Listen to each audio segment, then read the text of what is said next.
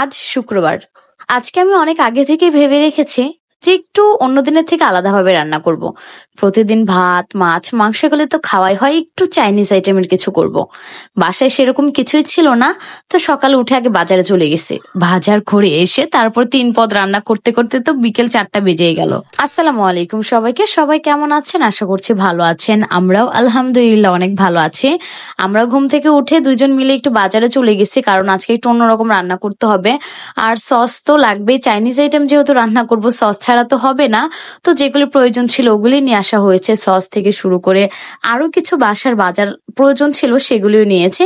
যেরকম বাচ্চার খাবারের জন্য নুডলস, তারপর এটা হচ্ছে শাওনের জন্য একটা ক্রিম রোল আনা হয়েছে। তারপর এখানে গাজর ছিল না, গাজরটা আমাদের এলাকায় পাওয়া যাচ্ছিল না, অবশ্য এটা সুপার শপ থেকে আনা হয়েছে। বাসায় তো সেরকম ভাবে চাইনিজ আইটেম সহজে রান্না বান্না হয় না, এর জন্য সস টস কিচ্ছু ছিল না। তো আগে ভাবলাম এগুলি এনে তারপরে হচ্ছে রান্না বান্না শুরু করব। আর এই তো 11টার দিক বের হয়েছিলাম বাজার করে, আস্তে আস্তে দুপুর 1টা বাজে। তারপর গুছিয়ে রান্না বান্না করতে তো সময়ের প্রয়োজন আছে। আর আজকে বাজারের সাথে প্রয়োজনীয় আরো কিছু ঘরের যেগুলি প্রয়োজন সেগুলি নিয়ে আসা হয়েছে, চিনি, চা পাতা, তারপরে টুকটাক আরো অনেক কিছুরই প্রয়োজন ছিল যেগুলি না আনলেই চলছিল না। একদম ভাবলাম যে আজকে যেহেতু বের হয়েছে এনে দিই, কারণ এগুলি দেখা যায় মনেও থাকে না, বাজারে গেলে একবারে আনা হলে আনাটা হয়ে যায়। তো এখানে ডিমও আনা হয়েছে, সাথে একটা মুরগি আনা হয়েছে। আমি আজকে ফ্রাইড রাইস করব, সাথে হচ্ছে একটু চিলি চিকেনের মতো করব, কিন্তু পুরোপুরি সেরকম হবে না। আর একটা সবজি রান্না করব।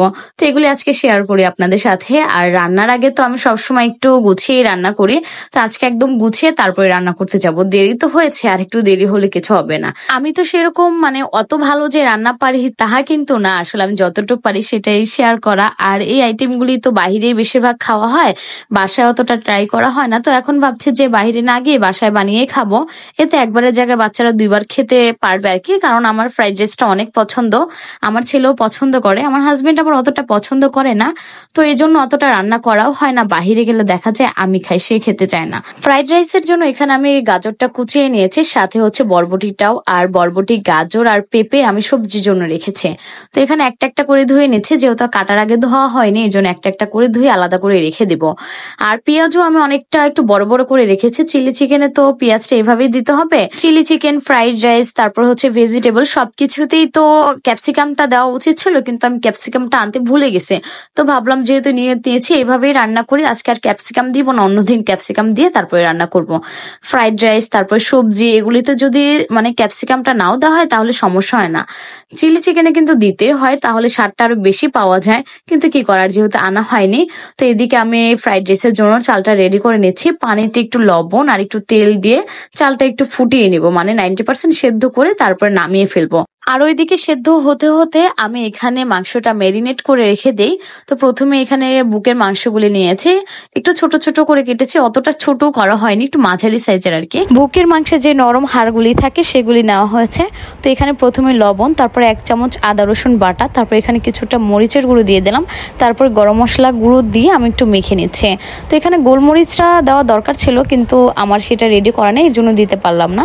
তারপর একটা ডিম ভেঙে দিলাম, আর এরপর এখানে আমি কর্নফ্লাওয়ার অ্যাড করে দিব। তো প্রথমে অল্প পরিমাণে দিয়ে আমি একটু মেখে নিয়েছি, পরবর্তীতে আমি আরেকটু কর্নফ্লাওয়ার দিয়ে মেখে তারপরে এটা রেস্টে রেখে দিলাম কিছুক্ষণ সময়। তো এইদিকে কিন্তু আমার ফ্রাইড রাইসের জন্য ভাতটাও রেডি হয়ে গেছে, প্রায় 90% সেদ্ধ হয়ে গেছে। চালটা অনেক আগে আমার বাসায় আনা ছিল, এর জন্য একটু কেমন কেমন জানে। তো এটাকে এখন পানি ঝরিয়ে তারপর একটা সেনের মধ্যে দিয়ে ফ্যানের বাতাসে ঠান্ডা করে নিব। এই যে ফ্রাইড রাইসের রাইসটা যদি আগে থেকে রান্না করে ফ্রিজে রেখে দেওয়া হয় তাহলে কিন্তু সেটা খেতে বেশি ভালো লাগে। আর এখানে আমি একটু সবজির জন্য মুরগির মাংস সেদ্ধ করে নিয়েছি, মানে 1 পিসের মতো। আর মাংস সেদ্ধর পানিটা ফেলে দেবো না, এটা আমরা স্টক হিসেবে সবজিতে ব্যবহার করব। আর এদিকে সসটা রেডি করে নিচ্ছে। আমার বাসায় আজকে টমেটো সসটা একদম শেষ হয়ে গেছে, আমি খেয়াল করিনি। তারপর এখানে রেড চিলি সস আর সয়া সস দিয়ে আমি একটু চিনি দিয়ে মাখিয়ে একটু রেখে দিচ্ছি। আর এখানে সবজিটা একটু সেদ্ধ করে নিচ্ছে। আর এই সবজিগুলো যেহেতু এক টাইমই লাগবে সেদ্ধ হতে, এর জন্য সবগুলো একত্রে সেদ্ধ করে নিচ্ছে। আর এখন আমি মাংসগুলি ভেজে রাখবো আর কি, যেগুলো আমি ম্যারিনেট করে রেখেছিলাম। একটু উল্টে পাল্টে ডুবো তেলে ভাজলে অবশ্যই বেশি ভালো, কিন্তু আমি অল্প তেলেই ভেজে নিয়েছি, এতেই হয়ে যাবে। আর আমি চিলি সস আগে কখনোই রান্না করি না, আজকে প্রথম করছে, জানি না কেমন হবে। তো কোনো ভুল ত্রুটি হলে অবশ্যই জানাবেন। আর আমি জানি এর থেকে অনেকেই ভালো রান্না করতে পারে, আমার থেকে অনেক ভালো ভালো রান্না জানে, কিন্তু আমি যেটা পারি সেটাই আপনাদের সাথে শেয়ার করি। অত ভালো না পারলেও যতটুকু পারি চলে। আর এখানে সবজিটা প্রায় অনেকটা সেদ্ধ হয়ে গেছে, এখন নামিয়ে নিয়েছে, মানে হাফ সেদ্ধর মতো করেছে সবজিটা। তো এদিকে সবজিটা রান্নার জন্য একটু পেঁয়াজটা আগে ভেজে নিচ্ছে, তারপর এখানে একটু আদা বাটা দিয়েছিলাম, দেওয়ার পর একটু ভেজে তারপর এখানে হাফ সেদ্ধ সবজিটা দিয়ে দিলাম। আর যেহেতু সেদ্ধ করা হয়েছে সবজিটা, অতটা সময় লাগবে না, 7 থেকে 10 মিনিটের মধ্যে রান্না হয়ে যাবে।